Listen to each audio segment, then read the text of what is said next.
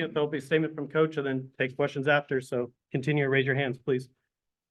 We're excited to be in the tournament. We told our guys, not everybody gets to do this. You look at the quality of teams that were left out of the tournament.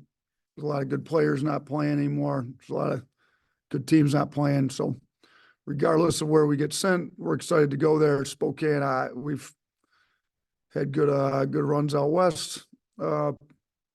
Personally, we've got a long flight out to Spokane. Charleston's got a longer flight. So don't know a ton about Charleston.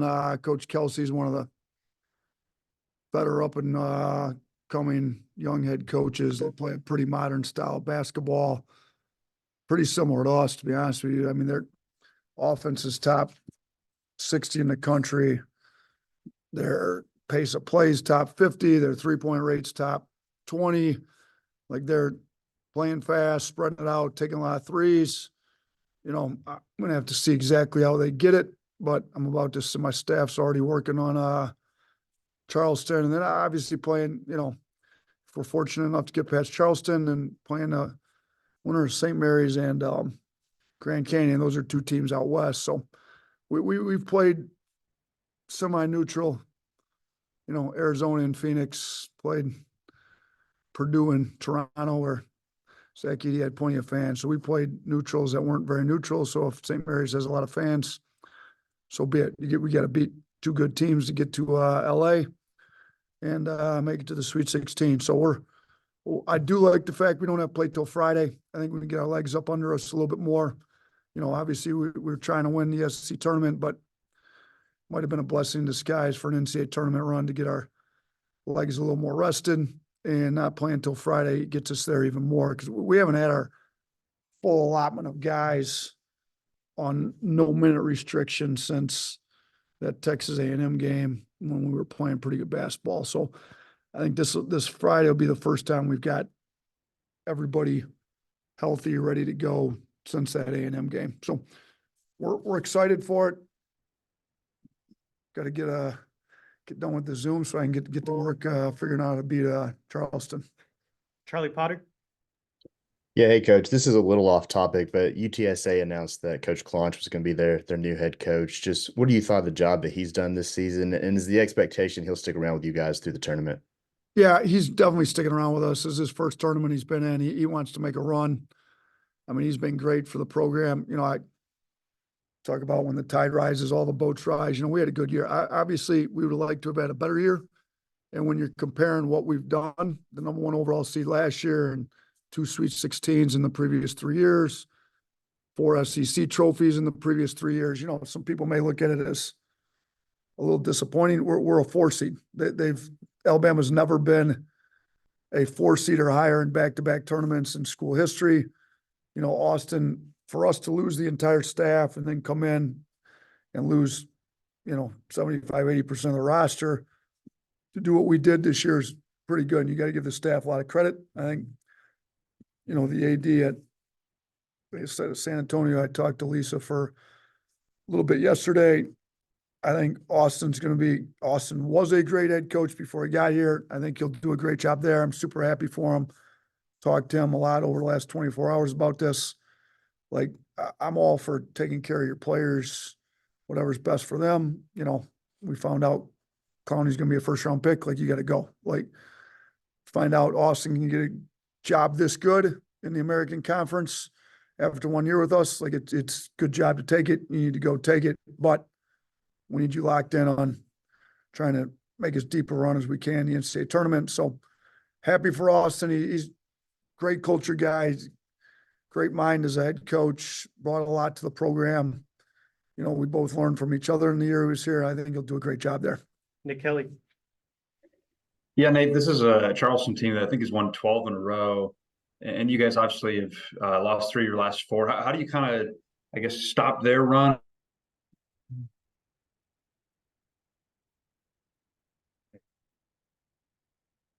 Nick, we may have lost you, so. Is that Nick or is that? Oh, sorry. Yeah, I think it was me. I don't know what you heard, but how do you stop their run? 12 games they've won in a row. And for you guys to get going on a run, having lost 3 of the last 4. Yeah, they've obviously got a lot of momentum. I think they got the second longest winning streak in the country right now. And it's a pretty good league too. So it's not like, you know, they've been playing bad teams. They're playing some, I played in similar league in the Mac and Buffalo, like to win 12 games in a row against that caliber teams, that's saying a lot. So they're hot. Like I told our guys, you know, we've lost some games here in the last couple of weeks. We also haven't been healthy. This will be the first time we've got everybody available. And we had everybody available last game, but it's almost like you're knocking the rust off a little bit with some of the guys that haven't been in as much. So, you know, it's a new season. A lot of teams are done. There's not that many teams left playing meaningful games. We're treating it like it's a whole new season, and we're playing a really good team. I mean, I've been on the other side of this. You know, I've been a 13 seed playing a 4 at Buffalo and came in and beat Arizona. So I've got a pretty good idea of the mindset of that group, and they're hungry. I'm sure they can't wait to play us. They're excited. You know, this is a program that's been really good for the last 2 years under Coach Kelsey. So, you know, we're not going to necessarily look at they've won 12 in a row. They're on momentum. We're not. It's the first game of a new season, and who comes ready to play for 40 minutes in that first game? Chase Goodbread. Coach, wanted to ask you if you could just kind of retrace when you identified defense as an issue for this team, because you've been talking about it really since the beginning of the season. But even before that, did you recognize preseason, or even if it was when you finalized the roster, that there could be an issue there? I mean, we talked about it from day one because 2 out of the last 3 years, we were third, 92nd, third. Everybody came here to win championships. The 2 years that we were third, we won 4 trophies in the SEC. The 1 year we were 92nd, we had some very quality wins, but we had some really bad losses.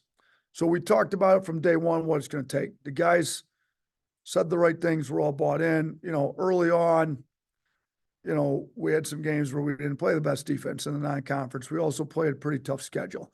I think maybe the first time it really got us was probably that Ohio State loss. And then I thought we bounced back and were a little better against Oregon. But, you know, Oregon's a tournament team. I mean, they're in the NCAA tournament. So it's been a little up and down all year. You know, personnel-wise, I think we're better than what our numbers show. You know, it's a decision some guys are going to have to make, like how bad do I want to keep playing? Because if you know, Charleston's a really good offensive team. If we don't come out and guard, you know, Charleston's going to put some points up on us. And I don't like putting that much pressure on our offense every night out that we got to go score 100 points or whatever. So I think we've shown the capability to be a quality defensive team enough. I mean, you go back and look at some of the better teams we played, and, you know, we're up 9 against Purdue on a neutral site. I think up 6 against Arizona on a semi-road game, pretty much an away game. Up at Creighton in a road game. Kind of go through it, what we were able to do against South Carolina. That's a really good team defensively. You know, what we've been able to, when we've been locked in and giving our best effort, we've been all right. Maybe not top 3, but not, you know, where we are. We got to do it for 2 straight games, 40 minutes a game. We do it for 2 straight games at 40 minutes a game. We'll be playing in LA the following weekend. Tony. Nate, you mentioned that they play a little bit like you. Do you like that in terms of preparation, or is that going to be tough to guard against given the defensive struggles lately? I mean, I think we play the most modern style of basketball in the country. They're pretty similar, like I said. So I think they're playing a brand of basketball that makes the most sense how to play. I think it's the toughest one to guard. I mean, we had the #1 offense in the country. The last time we were fully healthy against A&M, we were #1 by a long shot. So in that regard, it's a hard offense to guard. Now I got to figure out how they get their threes. Personnel, I got to sit down, and as soon as I get off with you, I'm going to get up with my staff who's been on it since it was announced. But I think it's a hard system to guard. I got to figure out how they get them, but I think that we guard it every day in practice, so we do get a little bit of help. Now it's the same going the other way. Charleston guards something similar, so they're, you know, their offense is ranked a lot higher than their defense, similar to ours. I think both of us will have a little bit of an advantage because we guard something similar every day in practice, and we're just going to have to see who does a better job. Last one, Jack. Yeah, Nate, you have some guys on this team, obviously last year with some NCAA tournament experience. Latrell and Mark have some with mid-major teams too. What have they kind of been telling their teammates where you know, they're going into this for their first time? Look, yeah, we kind of went around and talked about who's played in the tournament. There's only 4 scholarship guys that have played in the tournament, or 3 from last year, and then Trelly out at Fullerton. Wagay was on the West Virginia team, but he was injured and didn't play. So, you know, they didn't talk a ton yet. I'm sure they will be talking as we go on. You know, we reconvene to go over how to beat Charleston. But, you know, I think it helps to have some tournament experience, but a little bit it helps. The biggest thing is, you know, how much do we want to play for each other? How much do we want to keep playing together? How good a defense do you want to play? Because at the end of the day, there's a lot of distractions around the NCAA tournament, which makes it great. It's the best sporting event on the planet. Like, you know, over a 3-week stretch, it's all eyes in the world in sports are all on this. So it's an unbelievable sporting event that these guys will remember for the rest of their lives. But there's 40 minutes where the best team is going to come out on top. And there's another 40 minutes where the best team comes out on top. So the best thing we can do is eliminate all those distractions as much as possible. Enjoy the environment in the moment without letting it be a big distraction, and get locked in on what we got to do for the 40 minutes, both games. Thank you, Coach. Thanks, everyone. All right, Appreciate thanks, you guys guys. jumping on.